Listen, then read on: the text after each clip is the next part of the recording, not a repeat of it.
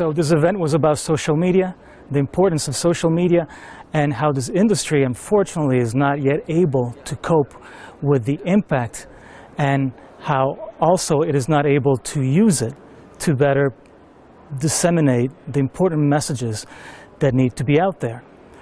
We talked about many different things, but I believe the most important point is that this industry needs to come together, decide on communication strategies, implement the strategies, not necessarily with huge investments.